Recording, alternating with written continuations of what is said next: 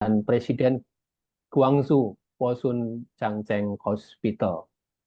Sekilas, beliau adalah dokter spesialis bedah umum dan Master of Medicine, lulusan terbaik di Guangzhou Medical University.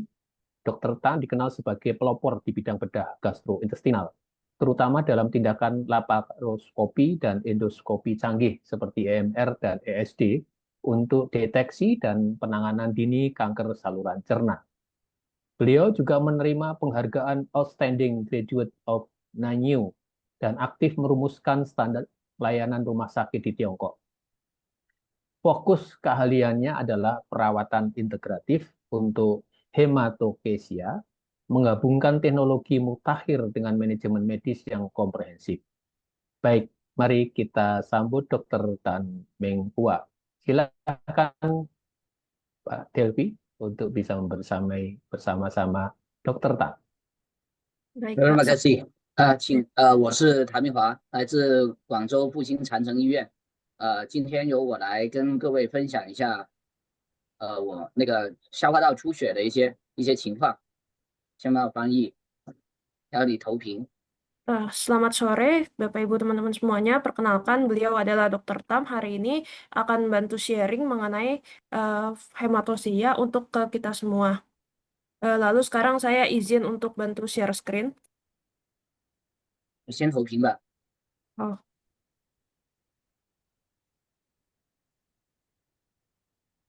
然后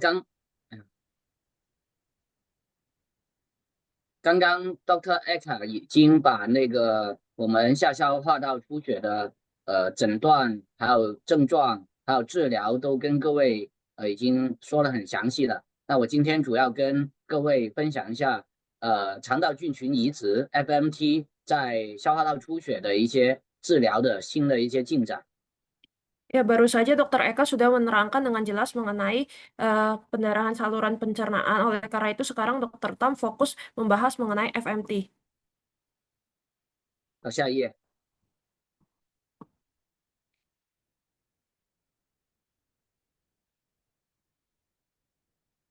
这是我们复兴健康集团的一个介绍，是全国第2大的一个民营医疗集团，现在有18家控股的医院。 Nah, berikut ini adalah pengenalan mengenai Fosun Health yang mana jaringan layanan medis luas saat ini sudah ada 18 rumah sakit umum. 好，下一页。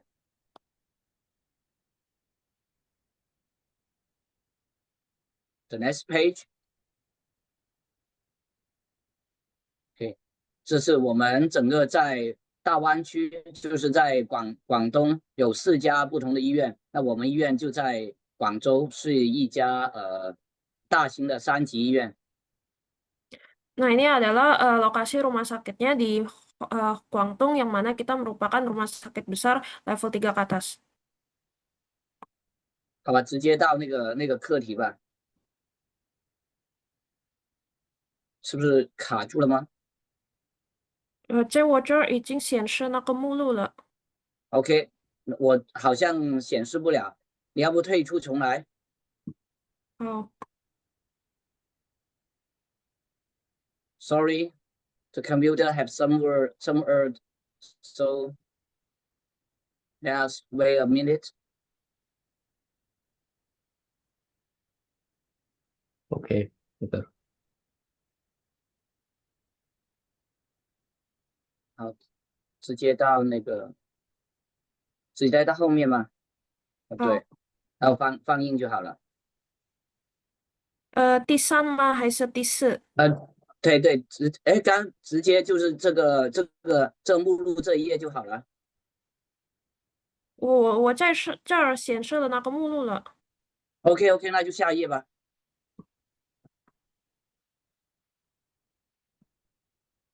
你播放就好了。现在到人体八大系统。 OK， 你不能播放吗？不能全屏播放吗？右下角播放，对，好，看到了吗，院长？ 可以，下一页。下一页。是下一页，这些都不用说了，这是我们消化系统的那个组成，然后我们消化系统的一个组成跟功能，这里不用说了，过去吧。消化道出血对，的征这个兆是吗？消化道出血，刚刚那个 Dr. Eka 也说了，就是主要是以蔡氏韧带为分界，分为上消化道出血跟下消化道出血。Ya, untuk yang mengenai konsep pendarahan saluran cerna tadi juga sudah disampaikan oleh Dr. Eka, yang mana terbagi menjadi 3, yaitu pendarahan saluran cerna bagian atas, pendarahan hebat saluran cerna bagian atas, dan pendarahan saluran cerna bagian bawah. 好的，下一页。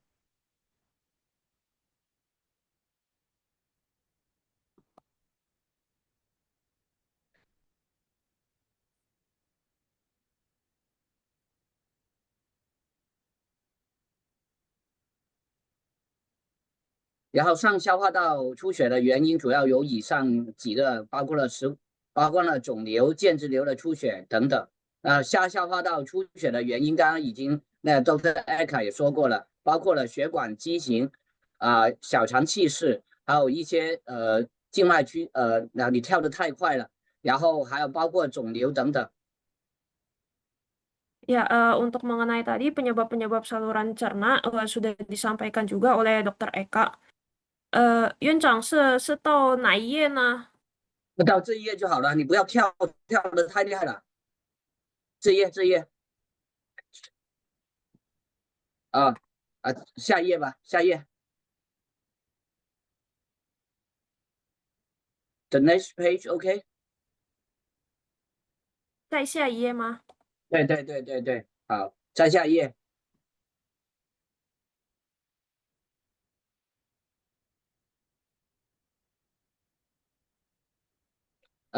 还有最主要的下消化道出血的原因，除了刚刚疾病最主要你又跳了。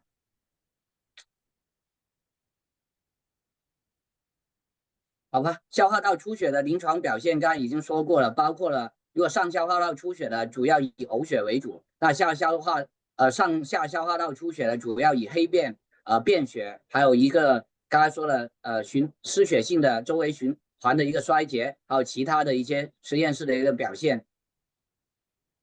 Untuk manifestasi klinis pendarahan saluran cerna terbagi menjadi 4, yaitu yang pertama adalah muntah darah untuk saluran cerna atas. Kalau saluran cerna atas dan bawah itu biasa manifestasinya adalah tinja hitam atau berdarah. Lalu juga ada kegagalan sirkulasi perifer hemoragik dan lainnya berdasarkan pemeriksaan laboratorium.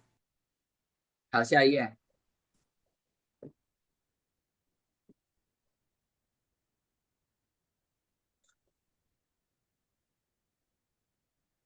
下一页。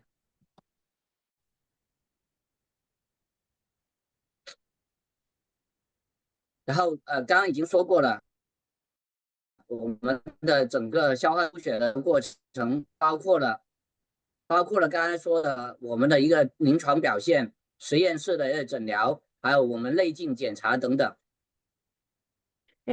Untuk diagnosis saluran cerna tadi juga dibahas mengenai pemeriksaan manual, lalu untuk endoskopi dan 好， lainnya. 下一页。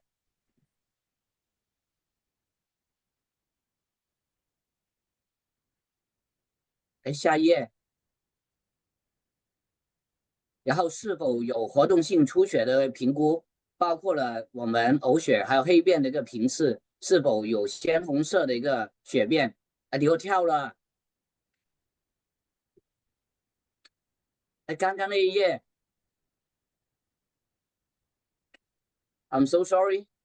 然后第二个是通过了快速的输血跟输液，周围循环没有得到明显的一个改变或者出现恶化。然后红细胞，你是不是有？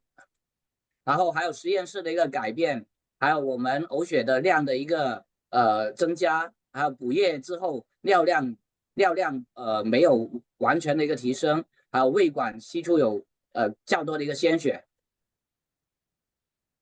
Lalu untuk diagnosis 谢谢。 pendarahan gastrointestinal, kita harus mempertimbangkan beberapa situasi klinis berikut. Yang pertama, peningkatan frekuensi hematemesis atau melena. Lalu yang kedua, setelah dilakukan transfusi dan infus cepat, ada tanda-tanda gagal sirkulasi perifer dan tidak menunjukkan perbaikan yang jelas. Yang ketiga, jumlah sel darah merah, kadar hemoglobin, dan hematokrit terus menurun. Lalu yang keempat, dalam kondisi cairan pengganti dan volume urin yang cukup, kadar urea darah tetap atau kembali meningkat. Dan yang kelima, aspirasi melalui selang lambung menunjukkan darah segar dalam jumlah banyak. 好，下一页。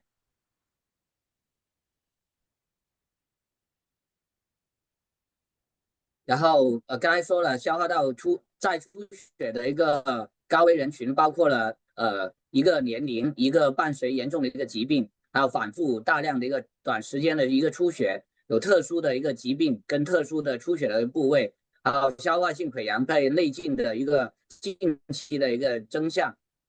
Lalu kelompok beresiko tinggi untuk pendarahan ulang adalah yang pertama pasien lanjut usia, yang kedua memiliki penyakit penyerta yang berat, yang ketiga jumlah pendarahan kali ini besar atau terjadi pendarahan berulang dalam waktu singkat, yang keempat pendarahan karena penyebab dan lokasi khusus, dan yang kelima ada tukak peptik dengan pendarahan aktif saat endoskopi. 好，下一页。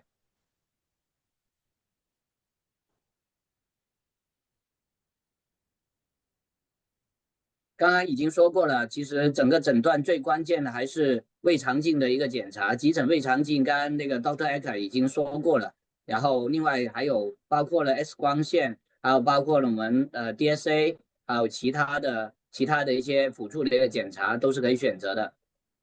Lalu untuk diagnosis yang paling penting adalah melakukan endoskopi saluran cerna yang seperti tadi Dr. Eka sudah sampaikan. Selain itu juga ada pemeriksaan ronsen, angiografi, dan lainnya.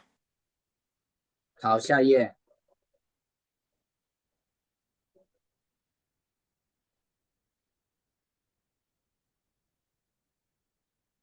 好，一般的治疗包括了刚才说的一般的急救的一个处理，然后一个补充血容量，包括了输液啊、输血。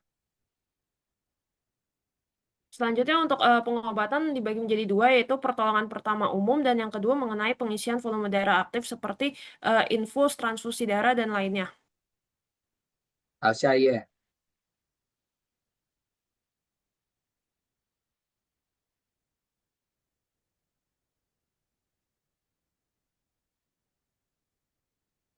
还有就是刚才说的止血的一个治疗，包括了药物的治疗，主要是如果是为上消化道出血，就用制酸药。 Lalu untuk penghentian pendarahan, yaitu pertama-tama kita bisa pertimbangkan penggunaan obat, yaitu bisa menghambat sekresi asam lambung. 另外就是内镜下的一个刚才那个 Dr. Ecker 也说过，包括了泰夹啊、喷洒药物啊，然后APC 啊，都是可以选择的。 Selain itu juga ada endoskopi seperti yang tadi Dr. Eka sudah sampaikan, APC, dan lainnya. 好，下一页。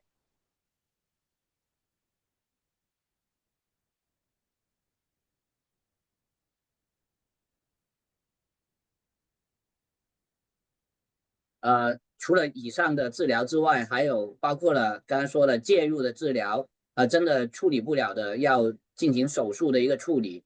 其他治疗的，包括了内镜下的那个息肉的一个切除啊，然后溃疡性结肠炎的一个凝血酶的灌注等等，都是可以作为我们不同疾病消化道出血的一个治疗的一个原则。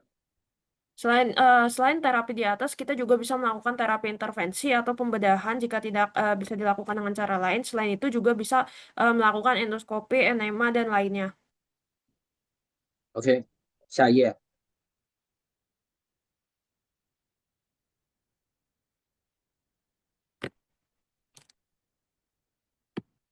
西医的一个治疗包括了刚才说一个生长激素的一个使用，然后还有去甲肾上腺素，还有内镜下刚才已经说过了 APC、泰夹，还有黏膜下注射1:10000的一个肾上腺素，作为一个就在黏膜下在出血点周围进行一个注射。 Selain itu juga ada yang tadi sudah disebutkan seperti APC, lalu hemoclip, lalu juga ada suntikan submukosa. 下一页。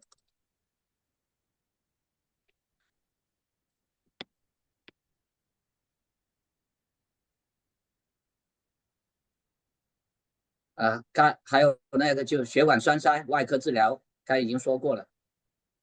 Selain itu tadi juga sudah disebutkan mengenai terapi embolisasi pembuluh darah dan terapi bedah. 好，下一页。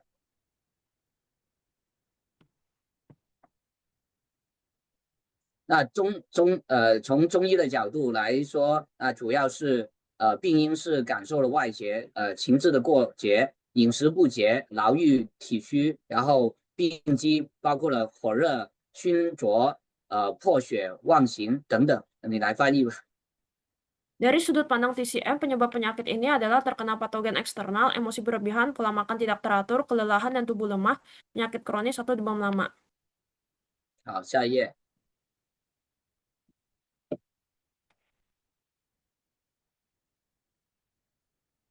然后从辩证来说，那就肠道湿热为主，那便血色红，大便不畅，或者稀汤，或有腹痛、口苦舌质是红的。另外就气虚不摄，还有脾胃虚寒，这3种辩证。 Kalau dari diferensiasi sindrom, ada dibagi menjadi 3. Yang pertama, kelembapan dan panas di usus yang terdiri dari warna darahnya cerah, tinja tidak lancar atau encer, dan mungkin disertai nyeri perut, rasa pahit di mulut. Lalu yang kedua adalah sindrom defisiensi Qi, yang mana tidak mampu mengendalikan darah, dan yang ketiga adalah defisiensi dan dingin limpa dan lambung. 下一页。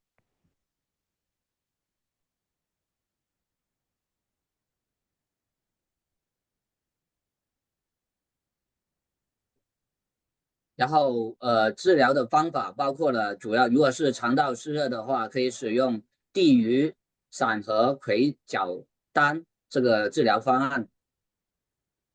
Lalu untuk terapi herbal TCM, untuk lembab panas di usus bisa menggunakan resep herbal tiusan dikombinasikan dengan Huijiawan. 下一页。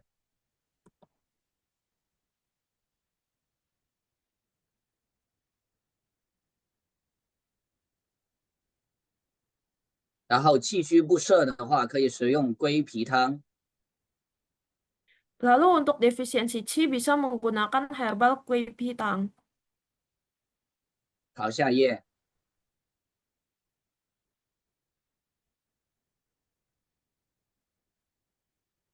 好，脾胃虚寒的话，可以食用黄土汤。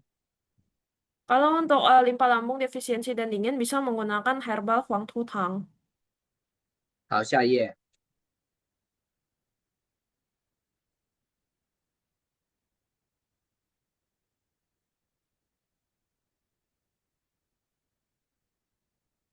另外还是可以使用针灸的一个包括主血跟配血的一个针灸治疗的一个方式。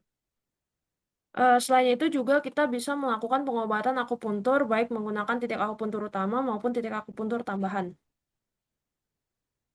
好，下一页。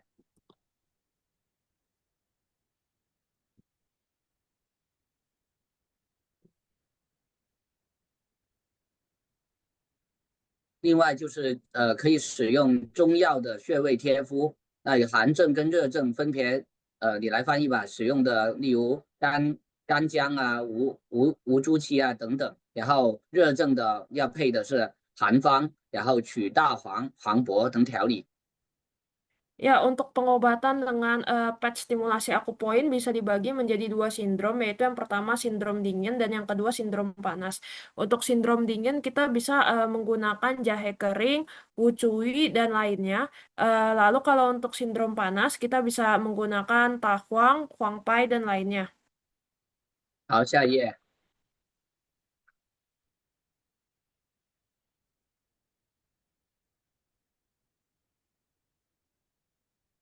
另外预防下消化道出血的一些方式包括了起居避寒、饮食有节，还有调畅我们的一个情绪，然后适当的一个运动。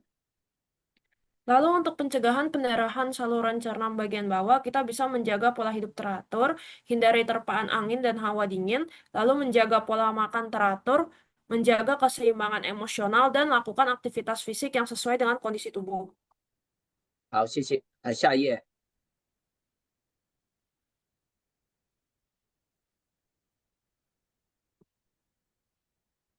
好，重点说一下我们肠道菌群移植的一些作用。Lalu selanjutnya kita akan membahas mengenai peran transplantasi mikrobiota usus. 然后我们整个肠道菌群是我们整个人体第二大，应该是作为一个重要的一个组成部分。然后它的基因组比我们人类的基因组多得非常多。Nah, selanjutnya mengenai usus ini kita bisa membandingkan dengan bahwa untuk gennya itu lebih banyak dibandingkan jaringan manusia lainnya. 对，然后我们看到它的整体的微生态是包括了我们人体的组织器官，加上我们的肠道的微生菌加起来，才是我们完整的一个人体，而且人体的微生菌达到100万亿级别的这样的一个级别。Nah, kalau kita lihat dari komposisi lengkap tubuh manusia, yaitu terdiri dari organ dan jaringan manusia ditambah dengan mikroorganisme yang membentuk keseluruhan tubuh manusia yang lengkap. Nah, kalau mikroorganisme sendiri itu sekitar 9 juta gen. 好，下一页。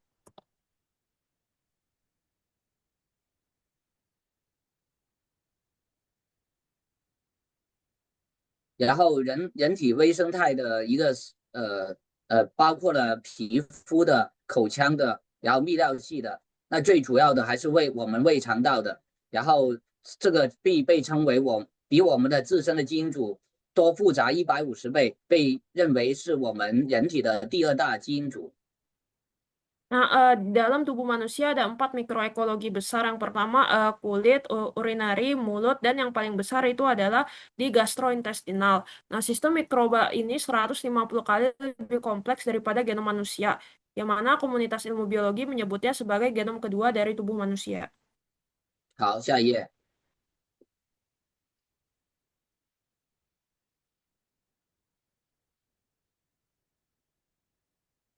然后这一页就过了，就是还是解释我们的情况，过了吧。下一页。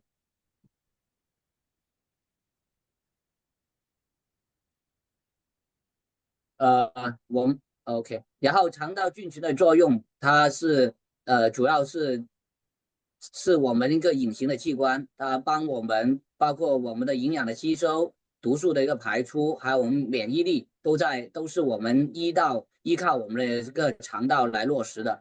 所以肠道菌群作为我们人体的一个隐藏的一个大器官。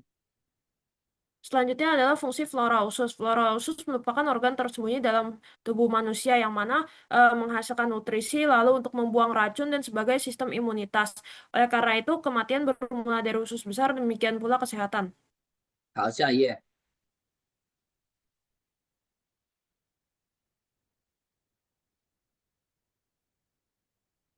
然后整个从我们出生到我们年老，整个我们肠道菌群的变化是非常的明显的，从丰富到我们越来越少，还有丰富性啊，其他都会变化。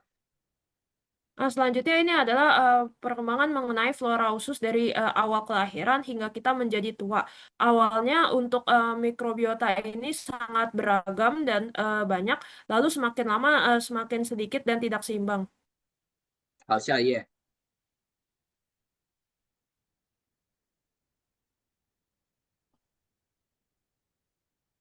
然后有益菌跟有害菌在我们身体里面都是存活，都是有一定的比例，但不同人群它的比例就不同，导致了有一些，例如我们便秘的或者我们癌症的，就看到有害菌会比有益菌要明显的一个增多。Nah, jadi dalam tubuh kita juga ada bakteri baik dan bakteri jahat. Komposisi bakteri baik dan bakteri jahat itu berbeda di dalam tubuh kita yang terbagi menjadi beberapa kategori orang. Khusus untuk orang sembelit atau pasien kanker, untuk bakteri jahat itu persentasenya jauh lebih banyak dibandingkan bakteri baik. 好，下一页。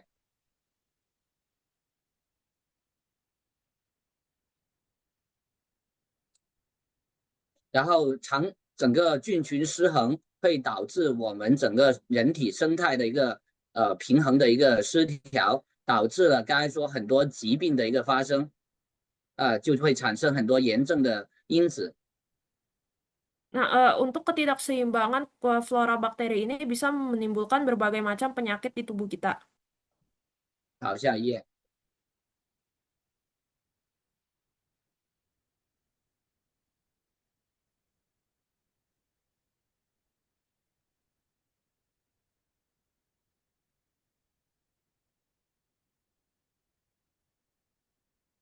然后有害菌会产生很多像这些毒素，然后黏膜破坏会让毒素进入我们的人体循环，然后有害菌会打破我们菌群的一个平衡，形成了很多炎症性的疾病，包括了增加肝脏的负荷，然后出现口臭、便秘等等，然后长期累积会导致多器官的一个损害。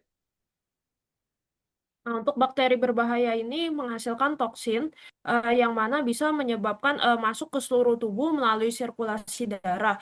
Ketika bakteri berbahaya mendominasi, maka bisa menyebabkan peradangan sistem pencernaan, meningkatkan beban hati, membuat bau mulut, sembelit, dan dalam akumulasi jangka panjang dapat menyebabkan tukak pada sistem pencernaan dan penyakit lainnya. 好，下一页。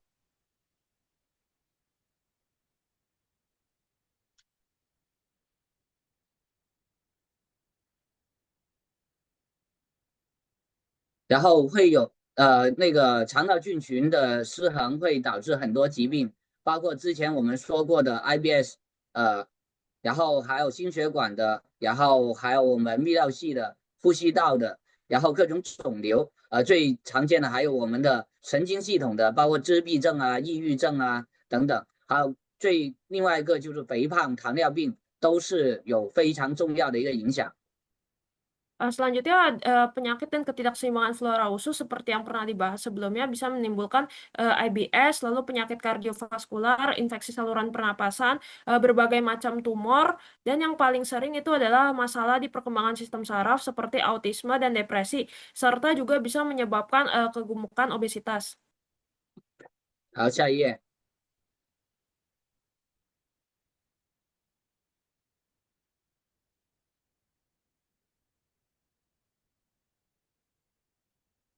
在中国受肠道影响的人群很多，包括从各个方面都看得到整体的一个数据。Di China itu banyak orang yang terkena dampak ketidakseimbangan flora usus dan dapat dibuktikan melalui datanya. 好，下一页。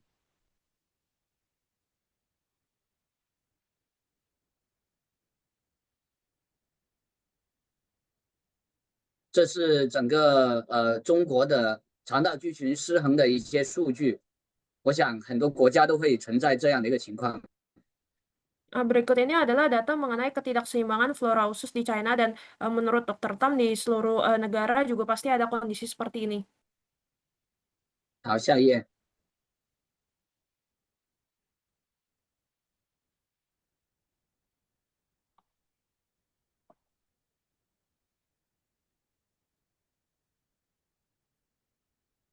所以很多国家都已经启动了人体的微生态那个基因组的一个计划，包括了中国还有欧洲、美国都在启动。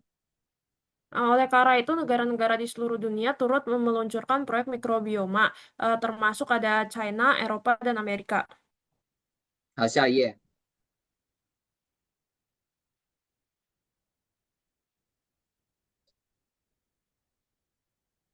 然后调节我们肠道菌群的包括了一般的我们用的益生菌，另外一个就是如果疾病比较严重的，那我们可以使用我们的 FMT，就是肠道菌群移植。Selanjutnya, untuk mengatur mikrobiota usus manusia, kita bisa menggunakan probiotik. Namun, jika kondisinya parah, kita bisa menggunakan transplantasi flora atau FMT. 好，下一页。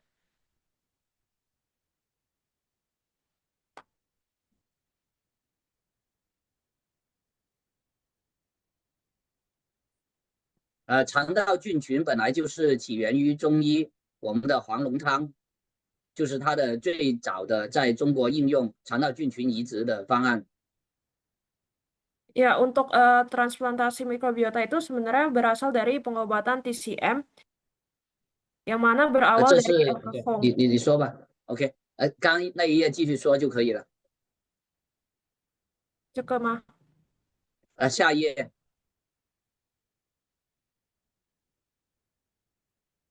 就这里直接说。Oh ya, jadi ini adalah alur sejarah perkembangan obat tinja ya jus emas dalam TCM. Yang pertama itu eh, mulai dari dinasti Han Timur, yaitu ada Qin Kuei Yaode. Kita bisa baca jika keracunan karena makan berbagai jamur menyebabkan rasa tertekan, bingung, hampir mati. Pengobatannya adalah minum satu seng itu sekitar 200 mili cairan tinja manusia. Lalu di zaman dinasti Qin Timur juga ada satu buku yang namanya Resep Darurat di Belakang Siku ya yang kita bawa sehari-hari, yaitu dituliskan bahwa minum satu seng sekitar 200 mili kotoran manusia maka bisa segera hidup selamat. Lalu di Dinasti Liang juga ada catatan dari catatan klasik Materia Medica yang mana tertulis saat terjadi wabah demam tinggi, meminum sari tinja juga dapat menyembuhkan penyakitnya. Lalu di zaman Dinasti Ming ada buku namanya Pencau Kangmu, yaitu Kompendium Materia Medica yang mana dituliskan tinja manusia berasa pahit, sifatnya dingin, tidak beracun dan dapat membersihkan panas dan racun, menghilangkan dahak, mencerna sumbatan makanan serta menurunkan api yin. Lalu yang terakhir sekarang di zaman Republik China ya ada Kamus Farmasi China yang mana dituliskan cince atau cairan emas ya cairan tinja digunakan untuk mengobati panas berlebih di saluran pencernaan bagian bawah atau saluran Yangming. 好，下一页。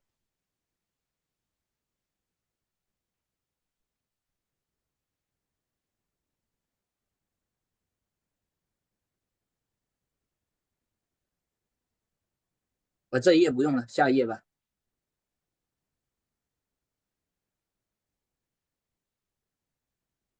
然后现在的移植是从以前的那个无差别的一个方式到标准化的一个 FMT，到现在精准的，通过了我们的那个配型进行的 PMT，已经进入了这样的一个过程。Nah, ini adalah perkembangan teknologi transplantasi flora usus dari yang awal zaman kuno hingga sekarang itu kita sudah melewati berbagai macam tahap termasuk PMT. 好，下一页。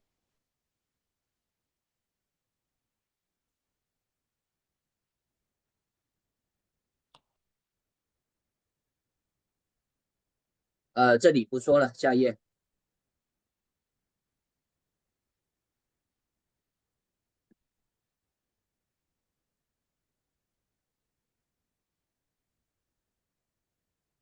然后我们精准的一个移植，是通过一个精准的一个配型，然后通过菌液或者胶囊，然后给予受体一个肠道菌群的移植，来治疗我们消化道及消化道以外的一个疾病。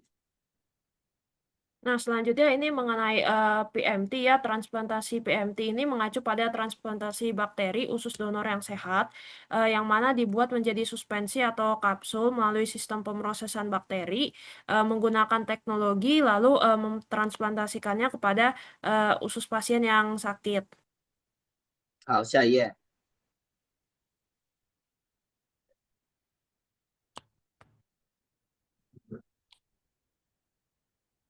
然后我们看到在很多的指南里面都已经推荐了，例如我们的 CDI，然后使用我们肠道菌群移植来治疗。Lalu bisa kita lihat juga sudah ada banyak pedoman dan konsensus yang termasuk salah satunya adalah CDI yang merekomendasikan untuk menggunakan transplantasi mikrobiota usus FMT. 好，下一页。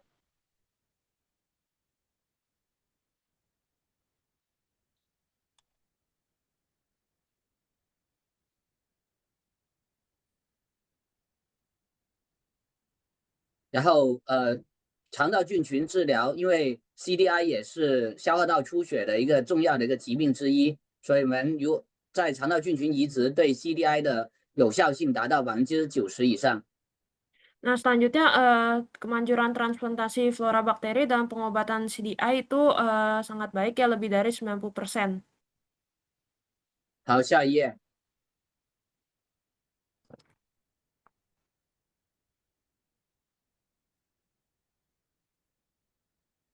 下一页。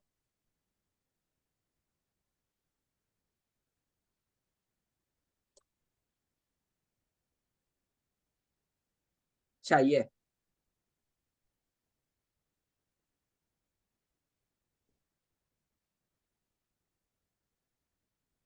好，那个口服胶囊或者结肠镜进行一个移植，对 CDI 的一个治愈率也是达到了明显的一个优势，而且第二次，用于首次跟二次CDI 的一个治疗效果都是非常好的。Selanjutnya ini adalah pengobatan FMT itu aman dan efektif untuk CDI dan pertama kedua itu menghasilkan hasil yang efektif dan bagus juga. 下一页。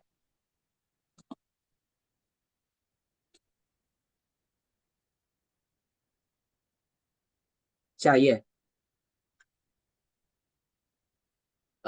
这也是解除腹泻跟预防复发，减轻疾病的负担。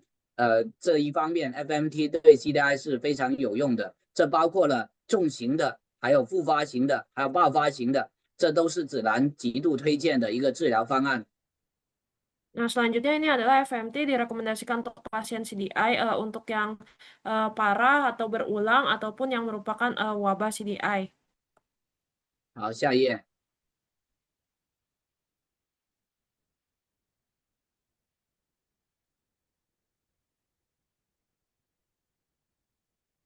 除了 CDI 之外，我们 IBD 也是有明确的一个指南推荐使用 FMT 来进行一个治疗。Nah, selain penyakit CDI, IBD juga bisa diatasi dengan FMT. 好，下一页。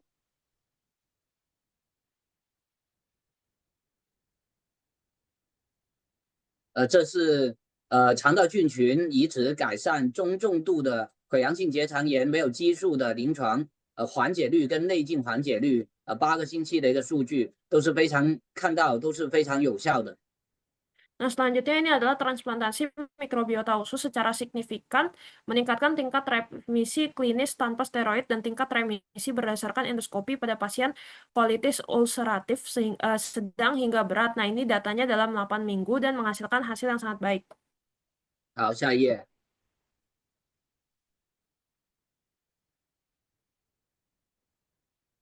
下一页。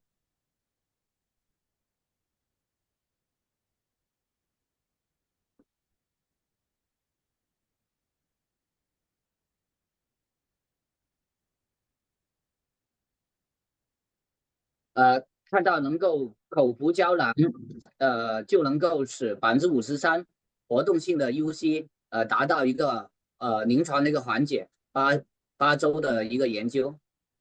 Lalu ini juga ada penelitian dalam 8 minggu yang mana kapsul mikrobiota oral dapat menyebabkan 53% pasien kolitis ulceratif aktif mencapai remisi dalam 8 minggu. 好，下一页。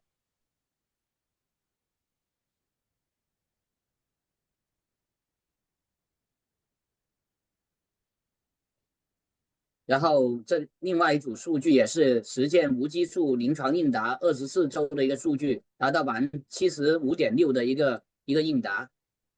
Nah, selanjutnya ini juga ada pengobatan UC yang bergantung pada steroid dengan transplantasi FMT menghasilkan 75,6% respon klinis tanpa steroid pada minggu ke-24. 好，下一页。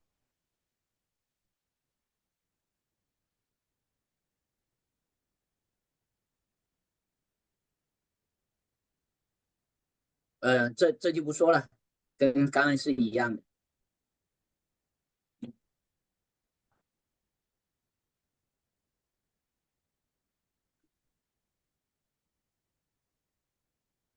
好，下一页啊。FMT 治疗 UC 的有效性的一个总结跟分析。这项研究也纳入了13项这样的一个研究，随机的研究，发现那整个治疗的安全性跟有效性都得到了很好的一个印证。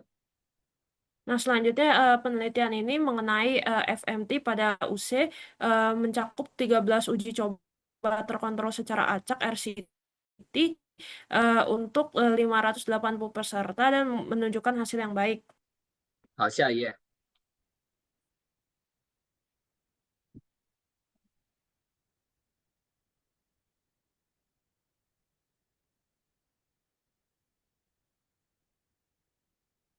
下一页。所以 FMT 建议推荐的一个 IB 类人群，包括了一个这里对中重度就是难治性的 UC，包括了激素抵抗的、激素依赖的、生物制剂无效的，还有合并 CDI 的，都是我们建议的一个治疗的一个人群。 Nah, selanjutnya FMT itu kita rekomendasikan untuk populasi IBD dengan jenis usia yang sulit disembuhkan seperti resistensi hormon, ketergantungan hormon, obat biologis yang tidak efektif, dan disertai dengan CDI. Kelompok pasien ini kita rekomendasikan untuk menggunakan FMT. 好的，下一页。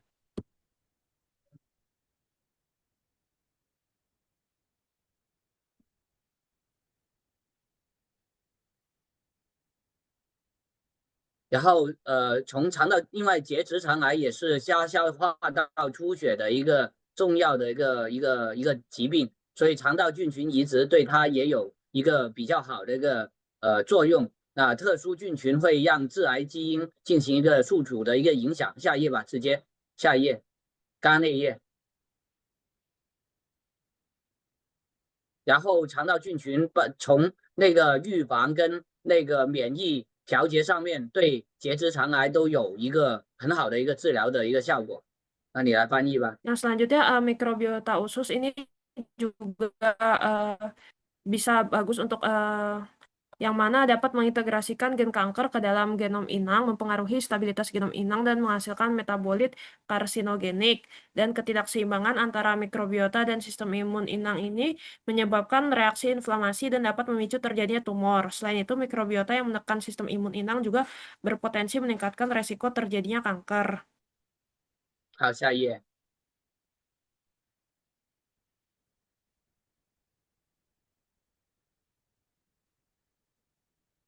这是肠道菌群因为刚才说的各种有害菌诱发我们肿瘤发生的一个机制。 Nah, ini adalah mekanisme mikrobiota usus atau bakteri buruk ya yang memicu terjadinya tumor.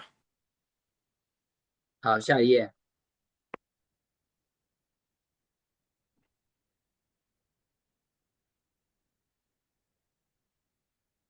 所以肠道菌群与免疫应答有非常明确的一个关系，是导致很多恶性肿瘤发生的其中的一个重要的一个原因。 Oleh karena itu, hubungan antara flora usus dan tingkat respons imunoterapi memiliki hubungan yang baik dan bisa mengatasi penyebab tersebut. 下一页。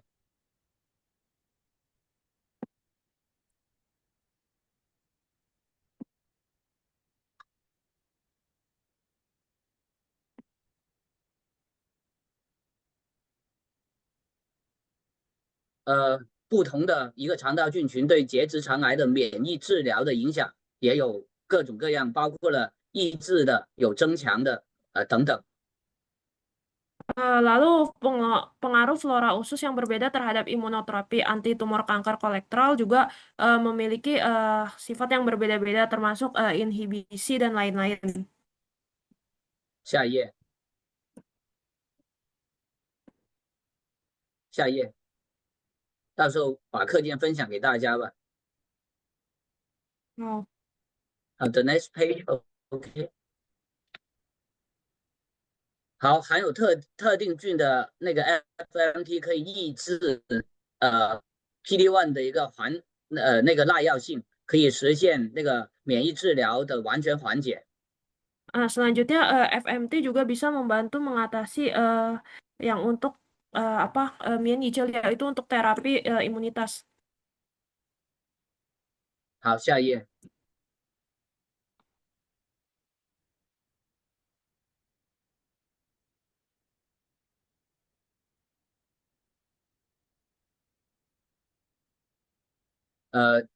这个也是说 FMT 可以克服晚期肿瘤对 PD-1 治疗的一个耐药性。第一个，所以总结来说，第一个是减轻耐药性，第二个是可以减少它的化疗的一个副作用。Lalu ini juga FMT dapat mengatasi resistensi tumor padat stadium lanjut terhadap terapi anti PD-1 yang mana hasilnya itu ada dua. Yang pertama itu bisa penelitiannya menunjukkan FMT mengandung mikrobiota yang efektif dapat meningkatkan respons tumor padat stadium lanjut. 好，下一页。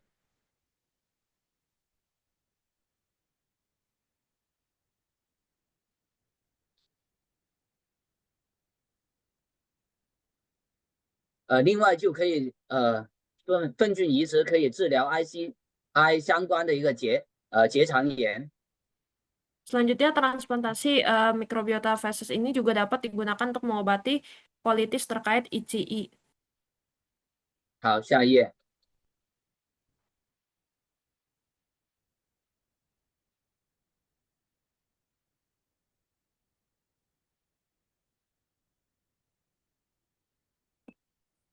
还有改善结直肠癌难治性的一个腹泻，因为化疗引起的。 Lalu transplantasi mikrobiota ini juga bisa memperbaiki diare refraktor yang disebabkan oleh kemoterapi pada pasien CRC. 下一页。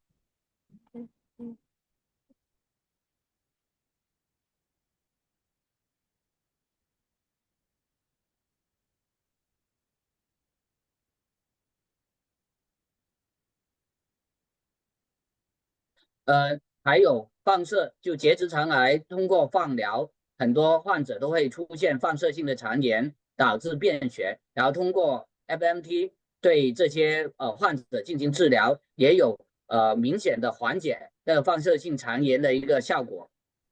Lalu ini juga ada gambar yang sebelum FMT dan setelah FMT juga menunjukkan hasil yang baik. 好，下一页。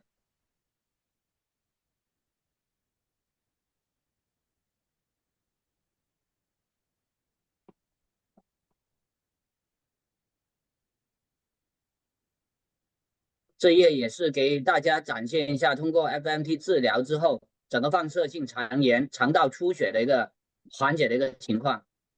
Lalu di slide ini juga Dr. Tam kita lihat semua bahwa transplantasi mikrobiota juga bisa dapat mengobati enteritis radiasi. 好，下一页。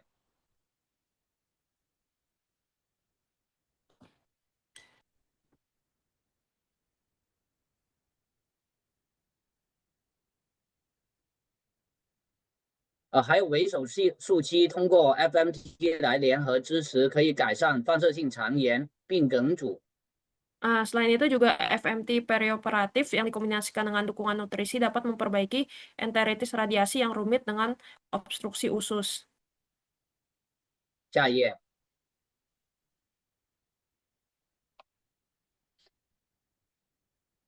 下一页。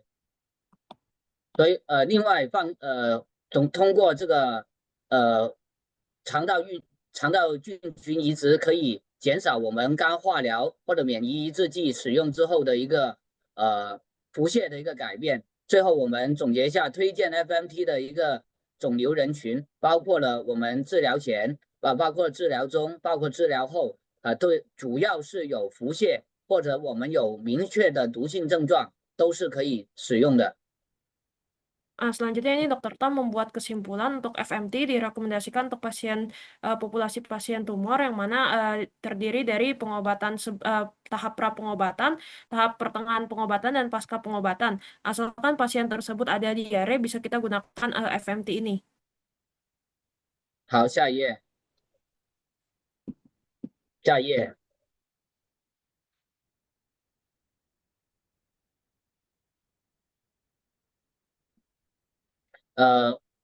哎，这一页。下一页，这是旧的吧？这是旧的版本吧？没有，这些都删了。今天主要是介绍以上的内容，就是刚才说的 FMT 可以在我们消化道出血、下消道化出血的几个疾病里面进行改善整个情况，好吧？以上就是我的一个分享。Terima kasih。Oke, baik demikian adalah penjelasan mengenai FMT. Kesimpulannya adalah FMT bisa membantu mengatasi berbagai macam penyakit. Demikian adalah presentasi dari Dr. Tam. Terima kasih. Baik, terima kasih Dr. Tap.